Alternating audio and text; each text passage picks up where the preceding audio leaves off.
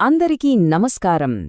ఈరోజు మనం పురాణ కథలు, ఆధునిక భక్తి కలిసే ఒక అద్భుతమైన పవిత్ర స్థలం గురించి తెలుసుకోబోతున్నాం.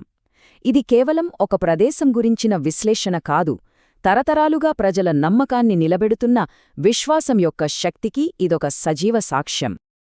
ఇక్కడ మనల్ని ఆలోచింపజేసే ఒక ముఖ్యమైన ప్రశ్న ఉంది.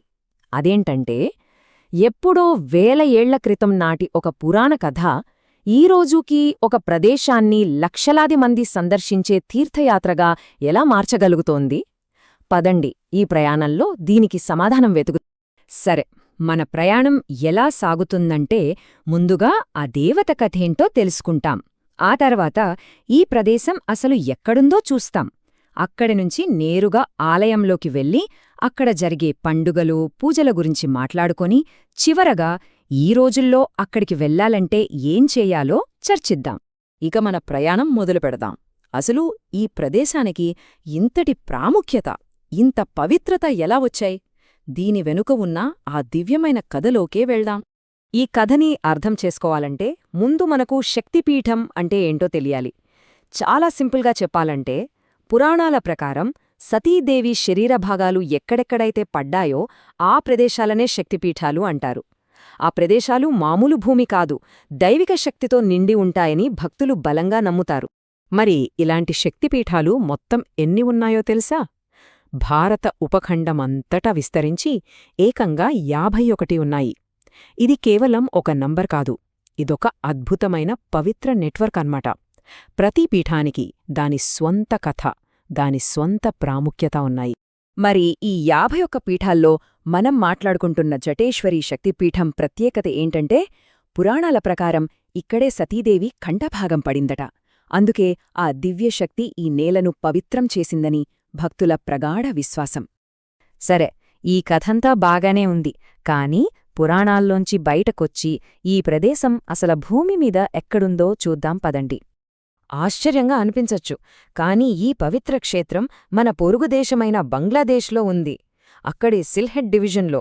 అందుకే ఇది కేవలం ఒక ఆలయం కాదు, 2 దేశాల సాంస్కృతిక, చారిత్రక వారసత్వానికి ఒక ముఖ్యమైన చిహ్నం. జటేశ్వరి, ఈ పేరులోనే చాలా లోతైన అర్థముంది. జట అంటే జడలు కట్టిన జుట్టు. ఇది శివుడి తాపస శక్తికి ప్రతీక. ఇక ఈశ్వరి అంటే సర్వాధికారి అయిన దేవత. అంటే ఈ పేరు శివ మరియు శక్తుల అద్భుతమైన కలయికను మనకు గుర్తుచేస్తుంది. ప్రతి శక్తిపీఠానికి ఒక ప్రత్యేకత ఉంటుంది. అక్కడ దేవత ఒంటరిగా ఉండదు, అమ్మవారికి రక్షణగా ఒక భైరవుడు కూడా ఉంటాడు. ఇక్కడ జటేశ్వరి రూపంలో ఆదిశక్తి కొలువై ఉంటే, ఆమెకు సంరక్షకుడిగా శివుడి ఉగ్రరూపమైన క్రోధేశుడున్నాడు. సరే, ఇప్పుడు మనం మనసులోనే ఆ ఆలయ ప్రాంగణంలోకి అడుగుపెడదాం. లోపలికి వెళ్తే మనకు ఏం కనిపిస్తుంది? అక్కడి వాతావరణం మనల్ని ఎలా పలకరిస్తుందో చూద్దాం. చూడండి, ఈ ఆలయ నిర్మాణం చాలా ప్రత్యేకం. ఇది అచ్చమైన బెంగాలీ వాస్తుశైలి అన్నమాట. లోపల అమ్మవారుండే గర్భగృహం, భక్తులు ప్రార్థనలు చేసే మండపం ఉంటాయి. వాటితో పాటు భైరవుడికి, ఇతర దేవతలకు చిన్న చిన్న ఆలయాలు కూడా కనిపిస్తాయి. ఆ గోడలమీద ఉన్న టెర్రకోట అలంకరణలు మనల్ని ఆనాటి కాలంలోకి తీసుకెళ్తాయి. కేవలం కట్టడాలే కాదు, అక్కడ జరిగే ఆచారాలు కూడా ఒక ప్రత్యేక అనుభూతినిస్తాయి. భక్తులు పవిత్రమైన చెట్ల చుట్టూ ప్రదక్షిణలు చేయడం, సాయంత్రం హారతి ఇచ్చేటప్పుడు ఆ గంటల శబ్దం వినడం, ఇక చివరగా అమ్మవారి ప్రసాదం స్వీకరించడం, అదొక అద్భుతమైన అనుభవం. ఈ ఆలయం ఎప్పుడూ నిశ్శబ్దంగా ఉండదు.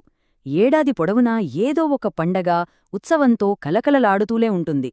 ఇంతకీ అక్కడ ఏ పండుగలు ఎంత ఘనంగా చేస్తారో ఒకసారి చూద్దామా?